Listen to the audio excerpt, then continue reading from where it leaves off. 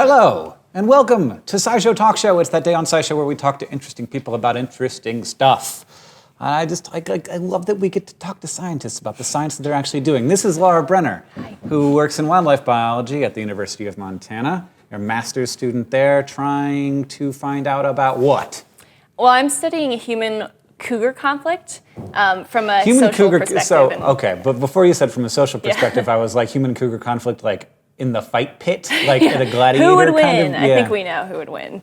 Well, I don't know. That's a good question. Has a person ever won? Oh yeah, well yeah. Actually, I mean, most of the time people win. It's pretty rare. When there's when there's an actual human on cougar attack, like they're actually fighting hand to hand. Hand to hand. Well, I mean, we have a lot of advantages. We can use sticks, what should I weapons. do? I guess I know that this isn't what you study, but I am curious. Do you know what I should do? Well, what I've heard is that cougars are kind of like big house cats. So anything that you could do that would rile up your cat at home, don't do that. So don't run because that will stimulate their chase instinct. Throw a toy. Throw a toy away, to distract it. Throw a rock. Act like a big human. Humans don't really look like a cougar's prey image. Right, kind of like what I do with my cat is I sort of like kick toward it. I don't kick the cat. Spray it with water. But to sort of I guess. Yeah, yell. Anything that would throw it off. That's what you should do. Make yourself look big. Okay. Don't And then run. once I'm being devoured, it's just sort of an end. Yeah. It's not a lot. Yeah. Just punch and kick. Punch and kick, yeah. Okay. Well, thank you. We do live in Montana, so you never know. Yeah. So you study human cougar conflict more in a social way. The social conflict, and most human cougar conflict is not actually human cougar conflict in the one-on-one sense, but more human-human conflict about how we should manage cougars, and occasionally cougar livestock conflict, cougar pet conflict is more common. So you're studying how people feel and why they feel the way they do about these large animals that we manage in various ways, and we have to figure out how to manage them, and also how to keep them as part of the ecosystem. Right. And some people don't. There's definitely a certain group that it seems like maybe believe that large predators just shouldn't exist. Yeah. Like, why would we have those? Like, we can use nature for us, and having these basically competitor animals that are eating the same things we eat, including the things that we own, our pets and livestock, like why would they even exist? Yeah, and you've actually hit right at kind of the core of the human dimensions of wildlife, which is the field that I'm in, is that different people have different values towards wildlife. So historically, we've always kind of had utilitarian views toward wildlife, so believing that if they can be used for human benefit, then we should do that. And if not, then it's better for them to not exist. So that's why we don't actually have cougars in much of the United States. They were extirpated in the 18th, 19th century. So cougars traditionally would be in all of the, have a range throughout the whole U.S.? Yeah, all 50 states, Canada, actually all the way down to Patagonia. They had the largest Patagonia? southern besides Argentina. the place where I buy my Cokes. Yeah, they don't live in the Patagonia store. So southern Argentina, that's like the end of Americas. So from the whole Americas. Yeah, the whole thing. Wow. Yeah, but so not anymore. So now we basically just find them in the west, kind of west of the Rocky Mountains. There's cougars other places. So people, as people's values have started to shift towards more of a protectionist view towards wildlife, we've updated our laws so cougars are no longer hunted by bounty like they used to be. So we paid people to kill cougars. Yeah, it was actually like a direct goal. Now they're managed to maintain some population. Each state does that a little differently. But since the 60s, we've actually done such a good job managing them here that they're starting to move east back into their old range. Okay. So we're kind of at a critical juncture in cougar conservation right now. For the first time in a century, we might be seeing cougars in Iowa and Connecticut. Well, and when I grew up, so this is a thing, like the word cougar, the word mountain lion, it's a lot of different, so I grew up with panthers. I didn't grow up with panthers, but I still have never seen a big cat in the wild, but like in Florida, we have mountain lions, kind of. They're a different subspecies? Yes, they're an endangered subspecies that just lives at the tip of Florida. There's not very many of them. Yeah, they're in big trouble. The population is so small that they have experiencing a lot of inbreeding depression. So the genetic pool is like really, really small. And they actually a lot of them have kinked tails, and that's how you can tell they're experiencing some kind of issue. Okay. Yeah, so people call them all kinds of different things. Mountain lions and cougars and pumas, all the same animal. Florida panther, some people say panther to refer to like black jaguars and leopards. There's other weird, like some people call them mountain screamers and like deer tigers. I've heard all kinds of stuff. Deer tigers. Yeah, it's all the same. Look like deer tigers. Yeah, it's a tiger for deer. Or if a tiger and a deer got together and made a baby. Yeah, because they're kind of deer-colored, but tigers.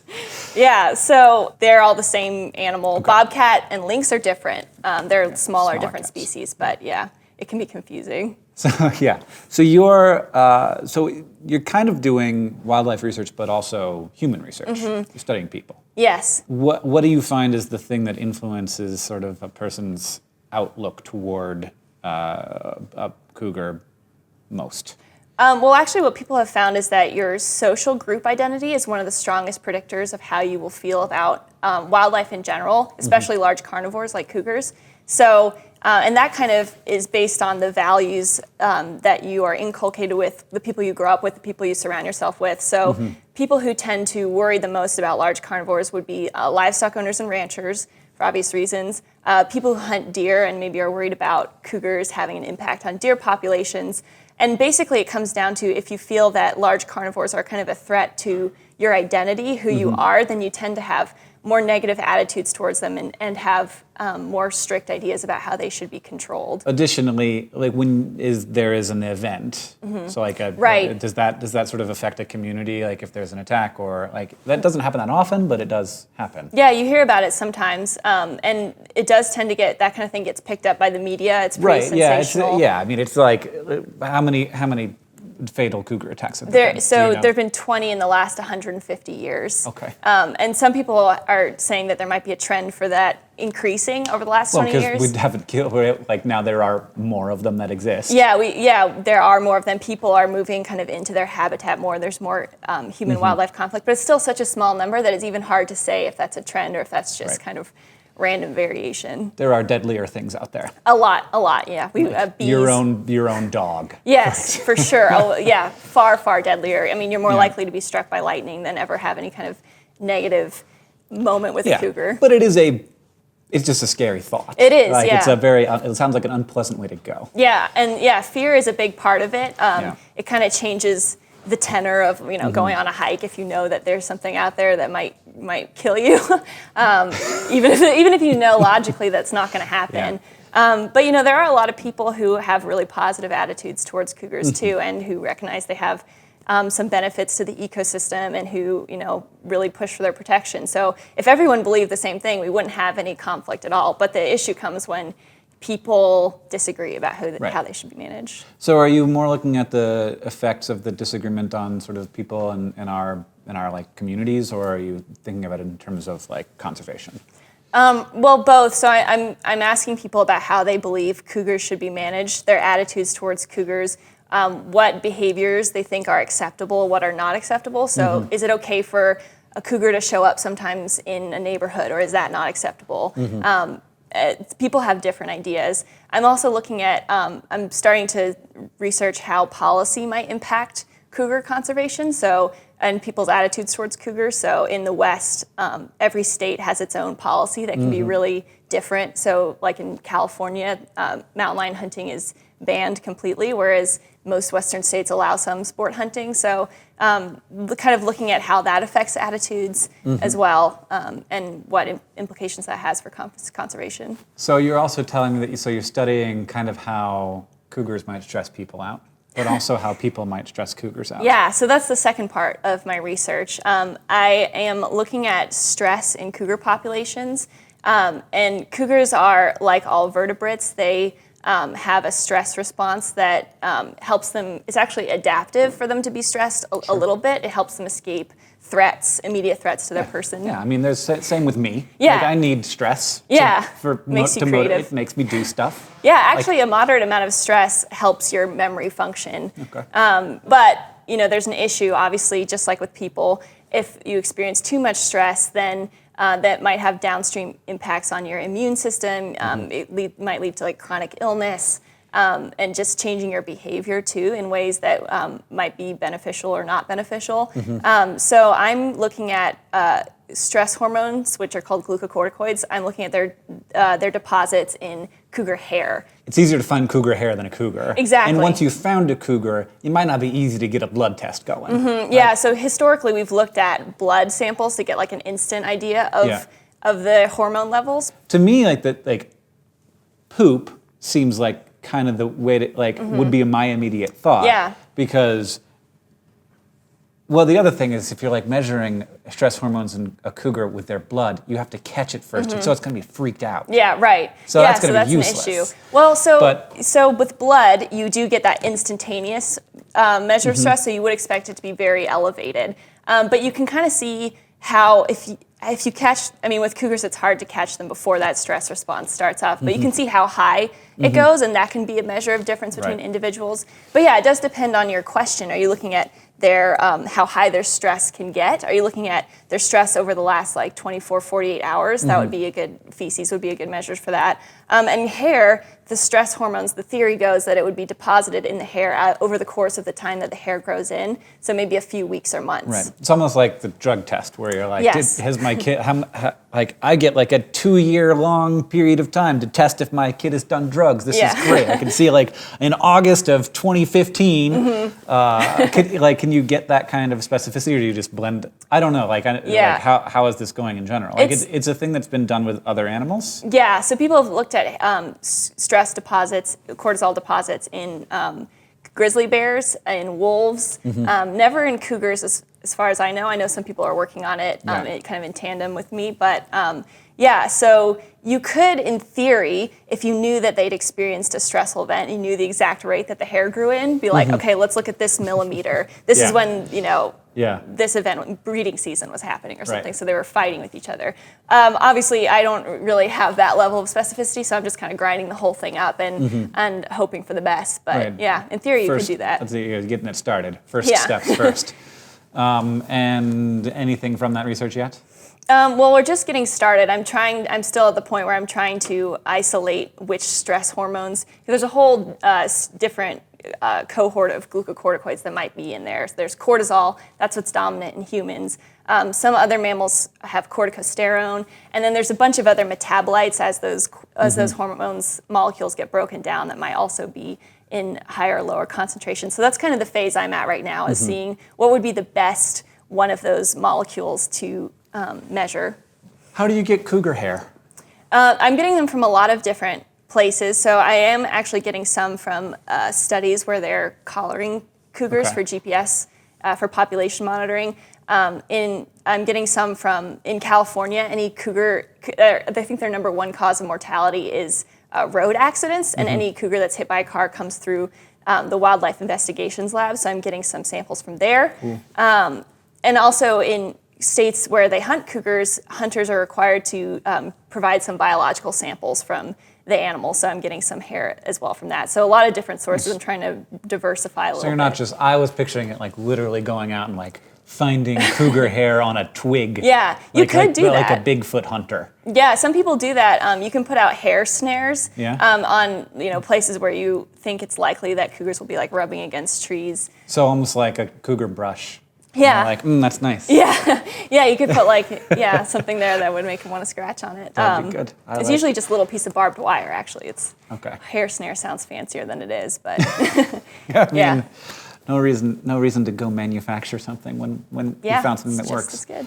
Well, that sounds really interesting. How are people feeling about cougars these days? Well, do you have trends over time, or is it just sort of like a snapshot right now? People have been looking at this sort of systematically, at least for about 20 or 30 years, but we do have a sense that as people in general trend towards urbanization, higher education, financial security, their values towards wildlife become more positive, and as wildlife become more rare too, people tend to pin different values on them or attributes. So people feel positively, at least in terms of like the last century, attitudes have improved, but there is a concern that as cougar populations rebound, they might begin Right. to sort of strain the public sympathy for them by. It's almost like we like cougars as long as we don't see them. Yeah, basically. I mean, that is one threshold that people might have is like, I like that they're out there in the wild, but I definitely don't want any near my house. Right. Yeah. Not like where my kids are playing. Yeah. Because they're not dangerous. No, they're not. And that's something, part of what spurred my interest in this research was the fact that cougars are moving east into some of the territory that they were extirpated from in the early 20th century. So looking at, in that landscape is completely different from what we have out here. It's, in the Midwest, it's highly agricultural, it's bisected by roads, they hate crossing highways, and they're really bad at it too. So kind of looking at, they're gonna definitely have to adapt their behavior, which they're pretty good at, but in that adaptation, are they gonna start doing things that reduce human tolerance for them, and we might end up back in a situation where we decide we don't want cougars in Idaho or in Iowa. We do have them in Idaho.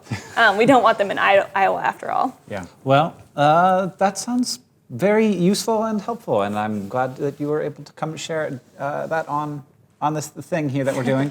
Do you want to meet an animal? I would love to meet an animal. Okay, let's do that. Hello, Sarah. Hey guys. Hello. What do you think, Sarah? Do you want to sit on this table here? Well, that sounds weird, doesn't it? By sit, do you mean It does. Stand.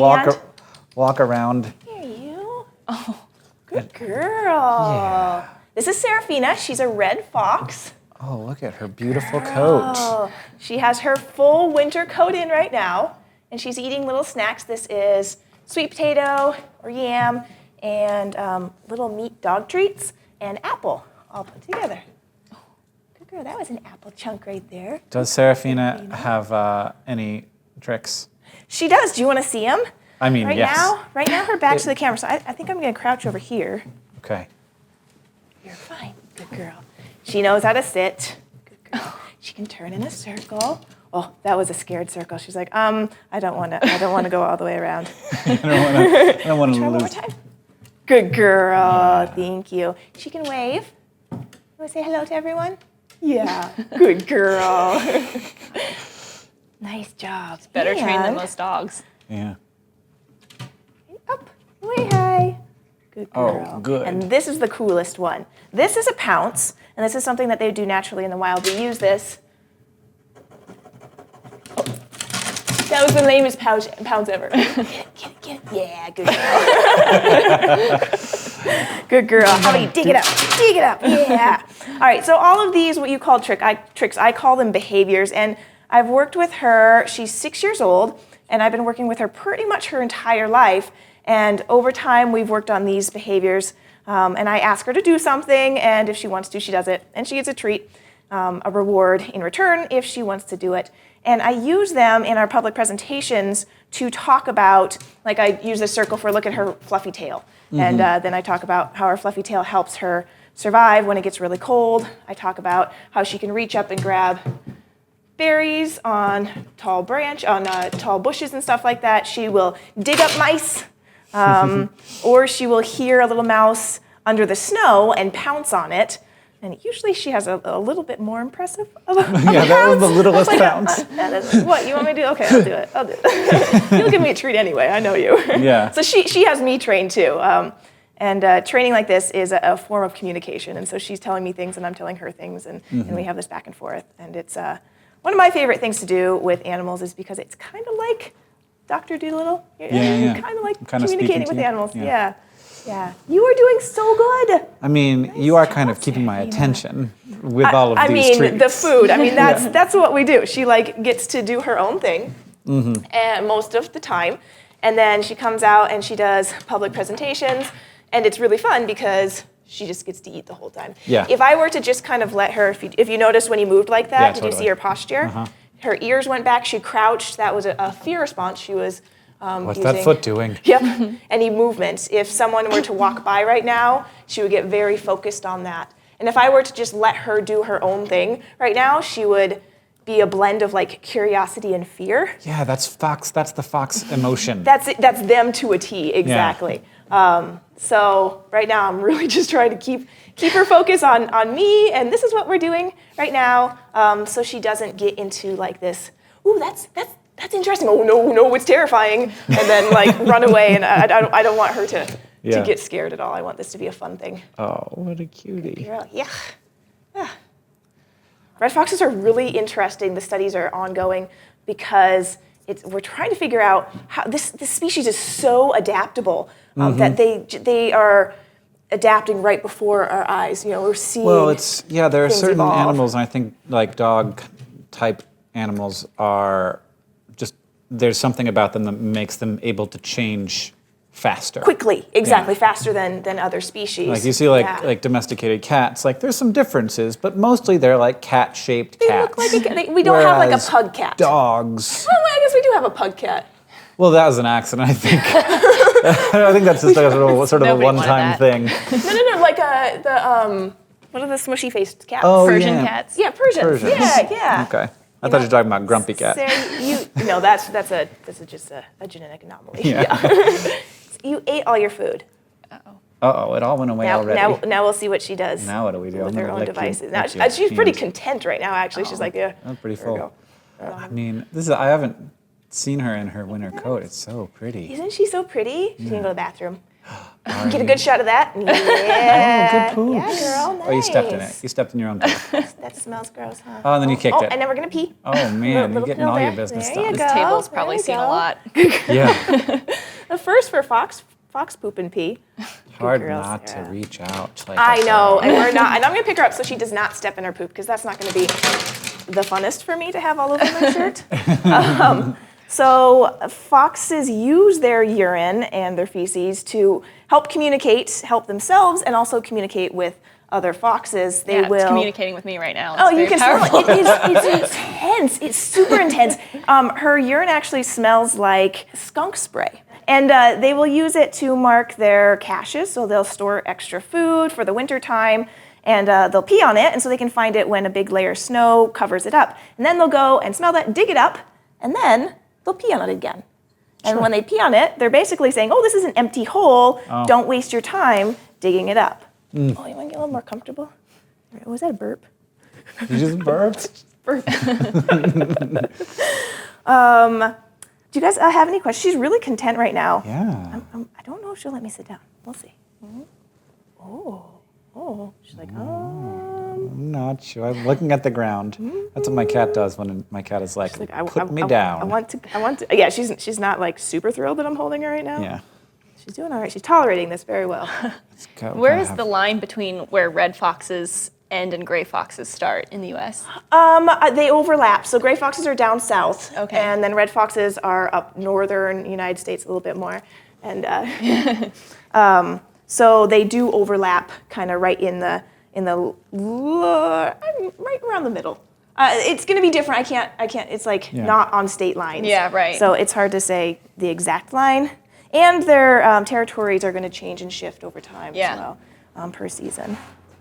You hear that? I feel like it's a little bit like ears. like feeling kind of the same ability as a raccoon, which we now have here.